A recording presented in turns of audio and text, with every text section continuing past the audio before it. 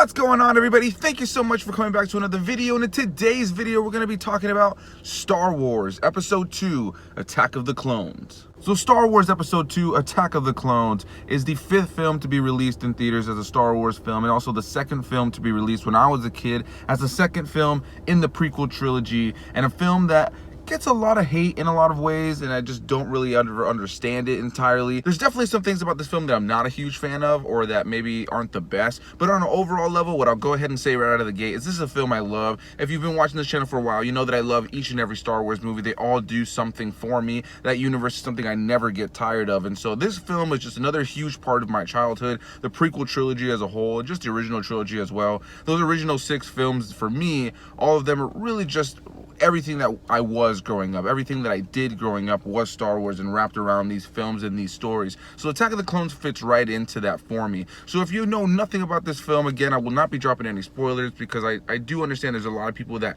every time a new Star Wars movie comes out, they're gonna be watching the Star Wars movies for the first time. There are a lot of people I know who still have never seen a Star Wars film. Maybe they've heard some of the big spoilers like I Am Your Father and things like that, but for the most part, a lot of people go into these films completely blind because they really don't know, after all this time, if they've never seen one, what these films are about. So again, no spoilers really going forward, but I will talk about a few things, and if I do decide to talk about some spoilers throughout here, or some mild spoilers, I'll definitely give you guys a warning. So Attack of the Clones takes place about 10 years after the events of The Phantom Menace, and you now have Hayden Christensen playing the role of Anakin Skywalker, the Padawan to returning character Obi-Wan Kenobi, played once again by Ewan McGregor, who is, still can't believe is coming back to play him in a Disney Plus series. I just cannot wait to see what they do with that. I'm so excited for that entire series. So yeah, in this film, we find out that Padme, played by Natalie Portman, who was also in The Phantom Menace, is now no longer the Queen of Naboo, but now a senator, and she has now had an assassination attempt done on her life, and Obi-Wan and Anakin are brought into the situation and try to investigate, to protect her, and try to find out who is behind these killings. Obi-Wan's intentions, because of what the Jedi Council has said, is mainly just to protect her, make sure she's out of harm's way, whereas Anakin really wants to investigate the situation and find the person who's trying to kill Padme because of his feelings for her. And I'll just leave it at that. That is the basic premise of this film. You have these 2 Jedi who are trying to protect Padme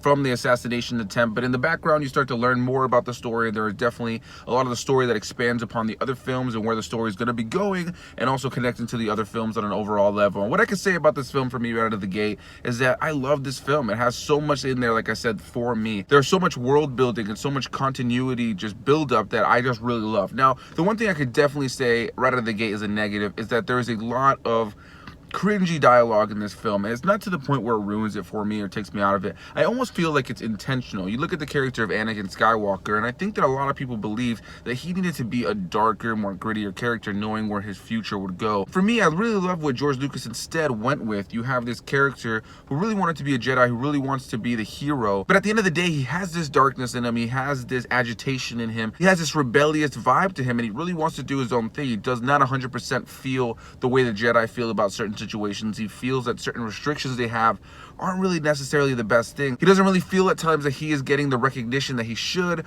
or that, you know, sometimes he's not being trained the way he should be. He's being held back. And it doesn't really matter whether those things are true or not. That's just the way that he acts. And I really enjoy his character. I really enjoy what Hayden Christensen brings to him. He brings this sense of vulnerability, kind of just like a kid who's just been whooshed into this whole situation and really doesn't know how to handle it. Sometimes handles it immaturely, and sometimes handles it like a Jedi, but then there's these times where he thinks he's better than he is. There's these times where he lets his emotions get the better of him. And if you know anything about Star Wars and the Force and the way the Jedi work, you know, running off of their emotions is really not their thing. That's something a lot more of the Sith will do. So you have this character of Anakin who wants to be a Jedi, you know, he wants to do the good thing, but at the same time, he's so emotionally driven. And I really do enjoy what Hayden Christensen brings to the role. There's definitely some cringy dialogue in this film. There is a love story throughout this film, and throughout it, you have kind of these cringy little moments of dialogue, but I think it's almost intentional. Like I said, I think that Hayden Christensen brings a vulnerability, and kind of just like that guy who's trying to get with a girl who's not like the cool, slick guy. You know, he's got his cool, awesome moments, but a lot about him is kind of cringy. He's still young. There's this immaturity about him. So certain things that he says, or certain ways he chooses to approach things, definitely sometimes come across a little cringy, a little immature. And I feel, again, that was totally intentional. But I think for me, after all these years, I watched this film, and the dialogue is just, I wouldn't change it, man. I wouldn't change anything that George Lucas did in this movie, because it was purely George Lucas' vision. And for me, Star Wars is George Lucas, and just being able to rewatch this movie anytime, though there may be some elements that I think could have been expanded upon a little bit better, there's definitely definitely some characters like the character of Count Dooku, who's introduced in this film and is played by the great Christopher Lee. You know, I really wish that he was still around with us. But yeah, he played an established Count Dooku, Darth Tyrannus, in this film, and I just really love what he does with the character. He just brings such a cool vibe to the character,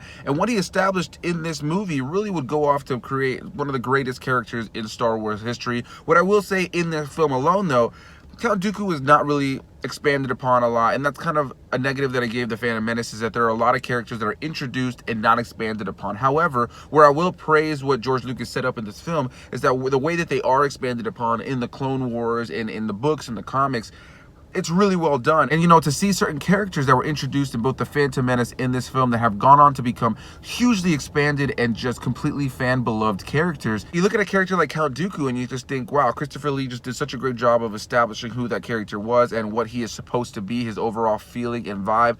However, I just feel like they really didn't expand upon his character in the story. He doesn't really have a lot of screen time to really kind of flesh out who he is as a character and the role he'll play throughout the entirety of the Clone Wars. And let's get into the Clone Wars a little bit. This film obviously is called Attack of the Clones, and it leads into the Clone Wars, which is the series that takes place in between episodes 2 and 3. At the beginning of episode 3, they're kind of at the tail end of the Clone Wars. And yeah, there's this huge war that takes place in the galaxy in between episodes 2 and 3, and what this movie does to set up for that, and the strength that this film gains because of the events that happened in the Clone Wars. But on an overall level, I love this film. It's well acted for the most part. Sure, there's a couple lines of dialogue, like I said, that aren't the best, and maybe a couple scenes where maybe they should have done another take and maybe gotten a stronger performance. But for the most part, for me, those are nitpicks because the film looks great. You know, it definitely stays consistent with the tone of The Phantom Menace. I love that the prequel trilogy has a very consistent look, feel, and vibe. Some of the CG, again, is going to be a little dated, a little cartoony, but I feel like Star Wars works with cartoony, especially with how much we've had in the Clone Wars and Rebels and Resistance.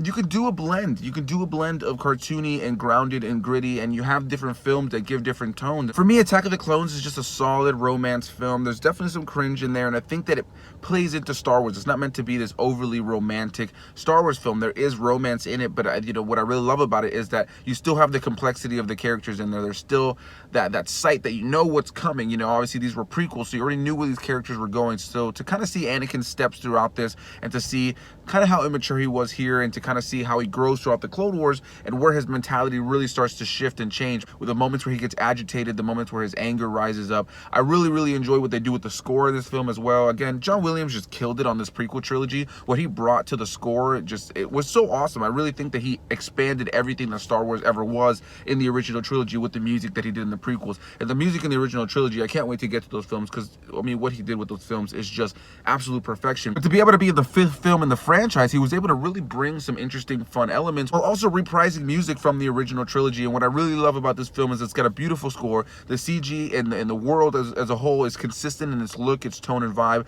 There's some of the CG that's a little outdated, you know, and it just is what it is. But on an overall level, the performances are solid. I really enjoy the story. I really enjoy these characters, and I really enjoy what this film sets up for the Clone Wars and sets up for books and comics and the things that will be expanded upon from this movie. The action sequence at the end is so awesome. There's just so much great Jedi action in this film. I really enjoy the action of this film, the visuals, and a lot of the characters, and it's a good, fun time Star Wars film, especially after all these years. I think it gets too much hate. I really like Hayden Christensen. A lot of people crap on Hayden Christensen like he's a terrible actor. If you don't like him in the Star Wars movies, I would highly recommend going to check out some of his other movies that he's been in. I really enjoyed Jumper, or a movie like Awake. I think he's a really solid actor, and I think when I watch this movie, it feels all intentional. Any moments where he feels a little awkward, a little cringy, I think a lot of people say it's a bad performance because it's not what they would expect from the character that will become Darth Vader. And so that's the one thing for me, is that when I watch this film, I feel like it's all intentional. I really enjoy the take on Darth Vader that George Lucas went with, you know what I mean? It was not what people wanted, and that's exciting to me. So yeah, guys, that's gonna be my thoughts on a Star Wars Episode 2, Attack of the Clones. Leave your thoughts down below. Did you like this movie? Did you not like this movie? I always have a great time with this movie, and I'm excited to continue to review this series. Up next is gonna be the Clone Wars animated series on this channel. I'm super excited to talk about that. I'm gonna do the entirety of the series, and you know, it's just something that I never ever get tired of talking about. Star Wars as a whole. We are in Star Wars season, guys. I will also be keeping up with each and every episode of The Mandalorian on Disney+. Leave those comments down below, guys. Let me know your thoughts on Attack of the Clones. What do you like about it? What do you not like about it? Also, consider subscribing to this channel if you guys enjoy stuff like this, and I will see all of you guys in the next video. Bye-bye!